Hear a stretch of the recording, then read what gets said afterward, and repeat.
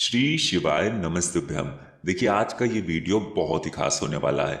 अगर आपकी कोई ऐसी मनोकामना है जो कई महीनों से परिपूर्ण नहीं हो पा रही है, आप महादेव की कई उपाय कर चुके हैं, कई प्रयास कर चुके हैं, कई सारे व्रत कर चुके हैं, लेकिन आपकी मनोकामना परिपूर्ण नहीं हो पा रही है, या फिर आपके घर में कोई सदस्य बीमार है, किसी को भारी रोग हो गया है, उसको अपने जीवन में डर लगता है, भय लगता है, किसी भी प्रकार का शरीर में रोग हो गया है, तो गुरु जी ने कहा कि आपको सिर्फ एक शमी के पत्ते से एक ऐसा उपाय करना है जो आपकी बड़ी से बड़ी मनोकामना को तो परिपूर्ण करेगा ही, और साथ ही साथ बड़े से बड़े रोग को भी समाप्त करेगा।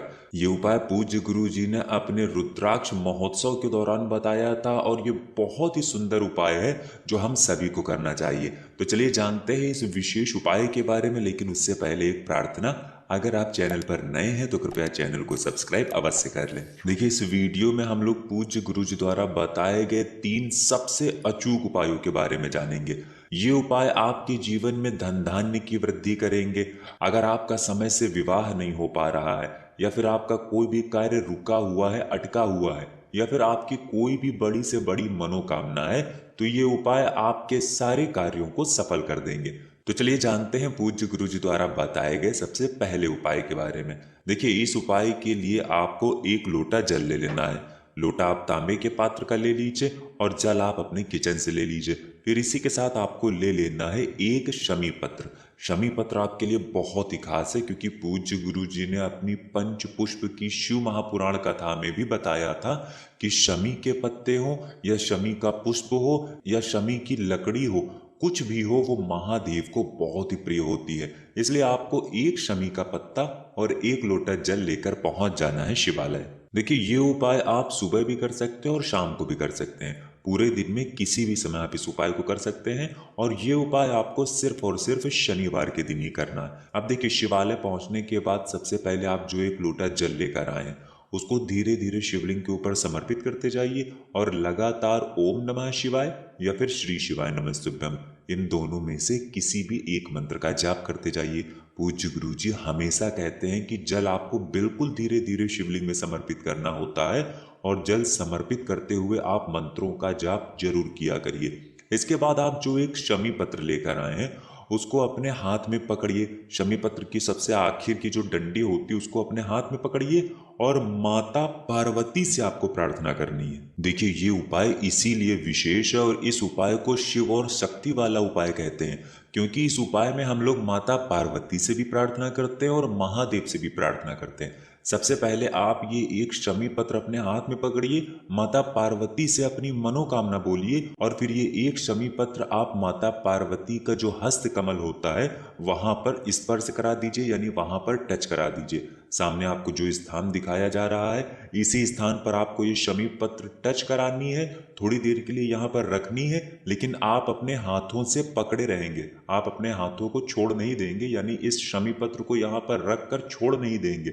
इसको अपने हाथों में पकड़े रहिए, और इस स्थान पर टच कराइए, यानी स्पर्श कराइए, और माता पार्वती से अपनी मनोकामना बोल दीजिए कि हे माता पार्वती, मेरे जीवन में जो धन की समस्या चल रही है, या फिर जो व्यापार की समस्या चल रही है, या फिर मेरा विवाह नहीं हो पा रहा है, या मेरी नौकरी नहीं लग पा रही है, या फिर मेरे घर में लड़ाई झगड़ा बहुत ज़्यादा रहता है, किसी भी प्रकार की आपकी मनोकामना है, तो वो सबसे पहले आप माता पार्वती से बोल दीजिए, और उसके बाद इस शमी पत्र को उठाइए और शिवलिंग के ऊपर समर्पित कर दीजिए। फिर आपको अपनी वही मनोकामना महादेव से भी बोल देनी है। फिर इसके बाद वापस अपने घर आ जाइए। पूज्य गुरु जी कहते हैं कि शनिवार के दिन किए जाने वाला ये 1 शमी पत्ते का उपाय आपकी बड़ी से बड़ी मनोकामना, जो अब तक अधूरी है, जो अभी तक पूरी नहीं हो पा रही है, वो महादेव की कृपा से और माता पार्वती की कृपा से बहुत ही जल्द परिपूर्ण हो जाएगी।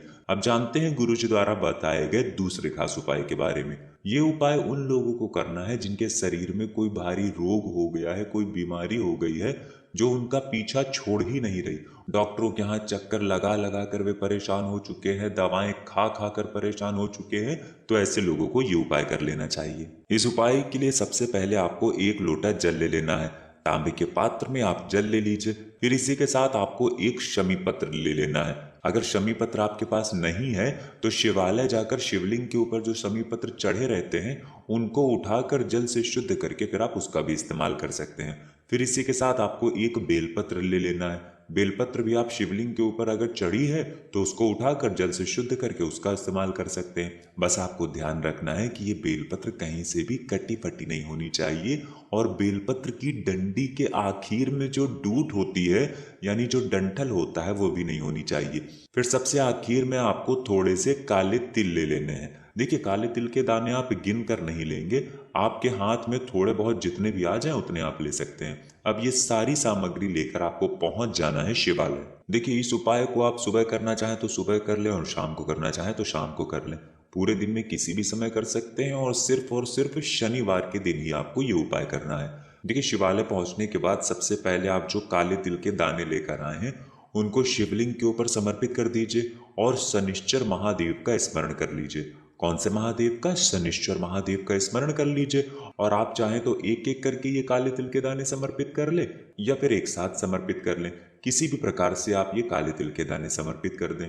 इसके बाद आप जो एक शमी पत्र लेकर आए हैं उसको अपने हाथ में रखिए, महादेव से प्रार्थना करिए, शनिश्चर महादेव से प्रार्थना करिए कि आपके शरीर में या फिर आपके घर के किसी सदस्य के शरीर में कोई भारी रोग हो गया है, कोई भारी बीमारी हो गई है जो ठीक हो ही नहीं रही है, तो उसको दूर करने की प्रार्थना कर लीजिए और फिर ये एक शमी पत्र आप शिवलिंग के ऊपर समर्पित कर दीजिए। इसी के बाद आपको ये एक बेलपत्र अपने हाथ में रखना है, शनिश्चर महादेव से प्रार्थना करनी है और फिर ये एक बेलपत्र भी आपको शिवलिंग के ऊपर समर्पित कर देनी है। अब 20 या 30 सेकंड ये बेलपत्र और शमी पत्र शिवलिंग के ऊपर समर्पित रहने दीजिए और तब तक आप ओम नमः शिवाय इस मंत्र का जाप करिए और 20 या 30 सेकंड बाद इन दोनों को उठा लीजिए। एक शमी पत्र और एक बेलपत्र जो आपने समर्पित की है इन दोनों को उठा लीजिए और जलाधारी के सबसे आगे वाले स्थान में समर्पित कर दीजिए। सामने आपको वीडियो में समझाने का प्रयास किया जा रहा है, जहां से जल बिल्कुल नीचे गिरता है,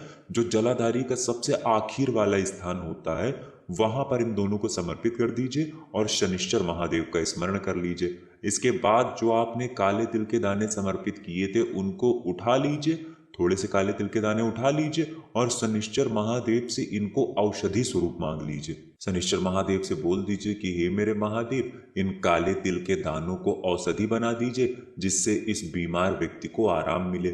ऐसी प्रार्थना करते हुए आप ये काले तिल के दाने उठा लीजिए और सबसे आखिर में आप जो एक लोटा जल लेकर गए हैं उसको धीरे धीरे शिवलिंग के ऊपर समर्पित करते जाइए और लगातार ओम नमः शिवाय मंत्र का स्मरण करते जाइए। फिर इसके बाद आप जो काले तिल के दाने लेकर आए हैं वे दाने लेकर आपको पहुंच जाना है अपने घर पर और जो भी व्यक्ति बीमार है उसको इन दानों में से 2-2 काले तिल के दाने हर दिन सेवन कराना है, यानी हर दिन आचमन कराना है। 2 दाने सुबह सुबह खिला दीजिए हाटकेश्वर महादेव का स्मरण करते हुए। कौन से महादेव का? हाटकेश्वर महादेव का स्मरण करते हुए 2 काले तिल के दाने सुबह सुबह खिला दीजिए और महादेव से प्रार्थना कर लीजिए कि इनकी बीमारी में इन्हें आराम दिलाएं। ऐसा आप कुछ दिन लगातार करिएगा। ये काले तिल के दाने जितने भी दिन चलें, अगर 7 दिन चलते तो 7 दिन लगातार खिला दीजिए, 10 दिन चलते तो 10 दिन लगातार खिला दीजिए। पूज्य गुरु जी ने कहा कि जो भी व्यक्ति इस प्रकार से शिवलिंग में काले तिल के दाने समर्पित करके ये विशेष उपाय कर लेता है तो यकीन मानिए शनिश्चर महादेव की कृपा से उसकी बड़ी से बड़ी बीमारी बहुत ही जल्दी समाप्त हो जाती है। अब जानते हैं गुरु जी द्वारा बताए गए सबसे आखिरी उपाय के बारे में।